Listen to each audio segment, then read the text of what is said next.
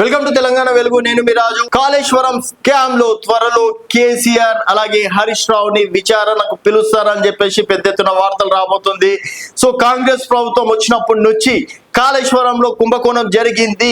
దాదాపుగా వేలాది కోట్లు కుంభకోణం చేశారు. దానికి కర్త కర్మ క్రియ కేవలం కేసీఆర్ అలాగే హరీష్ రావు అని చెప్పేసి కాంగ్రెస్ పార్టీ పదే పదే విమర్శలు చేస్తుండడం, అలాగే గతంలో పిసిసి అధ్యక్షుని హోదాలో రేవంత్ రెడ్డి గారు కాళేశ్వరంలో కుంభకోణం జరిగింది, కేసీఆర్ ని కేటీఆర్ ని హరీష్ రావుని చెర్లపల్లి జైల్లో డబుల్ బెడ్రూమ్ ఇల్లు కట్టిస్తా అని చెప్పేసి శబ్దం చేశారు. సో మరి కేసీఆర్ హరీష్ రావు టైం వచ్చిందా అన్నది ప్రస్తుతం రాష్ట్రంలో చర్చ నడుస్తుంది. సో మరి కేసీఆర్ నెక్స్ట్ విచారణకి హాజరవుతారా లేదా? విద్యుత్ కొనుగోలు విషయంలో కూడా కరప్షన్ జరిగిందంటూ కూడా పెద్ద ఎత్తున వార్తలు రావడం, తర్వాత కేసీఆర్ గారు ఏకంగా లేఖ రాయడం అనేది జరిగింది. మరి ఇప్పుడు కాళేశ్వరం విషయంలో ఏం జరగబోతుంది, ఏ విధంగా విచారిస్తారు అనేది చూడాల్సిన విషయం. కాళేశ్వరం కమిషన్ గడువు పెంపు, జూలై నెలాఖరు పెంచుతూ ఉత్తర్వులు, త్వరలో ప్రభుత్వానికి నివేదిక. కాళేశ్వరం కమిషన్ గడువు మరో 2 నెలలు పొడిగిస్తూ ప్రభుత్వం ఉత్తర్వులు జారీ చేసింది. జూలై 31 వరకు పొడిగిస్తూ సోమవారం ఉత్తర్వులు ఇచ్చింది. మే 31తో కమిషన్ పదవీ కాలం ముగియనుంది. బహిరంగ విచారణ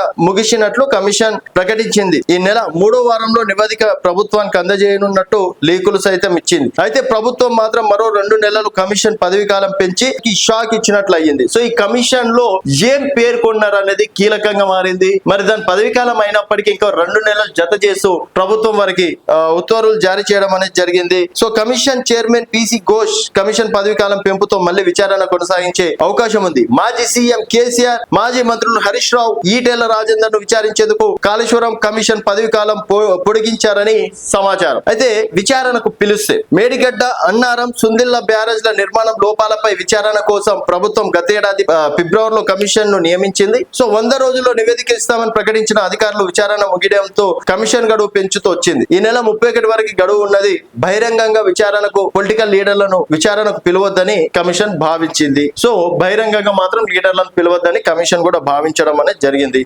సో లీగల్ సమస్యలు రాకూడదనే ఉద్దేశంతో వీరిని విచారణకు పిలవకూడదని నిర్ణయం తీసుకున్నట్లు సమాచారం. డాక్యుమెంట్ ఆధారాలతో కమిషన్ ఫైనల్ రిపోర్ట్ ఇచ్చేందుకు సిద్ధమైంది. దాదాపు 400 పేజీలతో కమిషన్ రిపోర్ట్ తయారు చేసింది. 400 పేజీలతోటి కాళేశ్వరంలో జరిగినటువంటి కరప్షన్ విషయంలో 400 పేజీలతోటి కమిషన్ రిపోర్ట్ తయారు చేసినట్టు తెలుస్తుంది. అయితే పొలిటికల్ లీడర్లు కేసీఆర్, హరీష్ రావు, ఈటలను విచారణకు పిలవాలని కమిషన్ నిర్ణయం తీసుకున్నట్టు విశ్వసనీయ సమాచారం. వీరిని విచారణకు పిలవకుండా నివేదిక ఇస్తే చెల్లుబాటు కాదని కమిషన్ మళ్లీ అభిప్రాయానికి వచ్చినట్లు తెలిసింది. సహజ న్యాయ సూత్రాలకు విరుద్ధంగా వెళ్లరాదని కమిషన్ యోచించినట్లు సమాచారం. అయితే కేసీఆర్ ను విచారణకి ఎప్పుడు పిలుస్తారనేది ప్రస్తుతం హాట్ టాపిక్ గా మారింది. అయితే విచారిస్తారా లేకుంటే మళ్ళీ కాలయాపనతో కాలం వెల్లదీస్తారా అనే ప్రశ్న నెలకొన్నది. సో మరి కేసీఆర్, హరీష్ రావు, ఈటలని మెయిన్ అంటే దీంట్లో ముఖ్యులుగా కమిషన్ లో చేర్చడం అనేది జరిగింది. దాదాపుగా 400 పేజీలతోటి కమిషన్ ఈ రిపోర్ట్ ని తయారు చేసినట్టు తెలుస్తుంది. సో దాదాపుగా అంటే కమిషన్ పదవి కాలం అయిపోయింది, మళ్ళీ ఇంకో కమిషన్ వస్తే మళ్ళీ లెక్కలు తారుమారు అయ్యే అవకాశం ఉంటుందని చెప్పేసి ప్రభుత్వం 2 నెలలు గడువు ఇచ్చింది.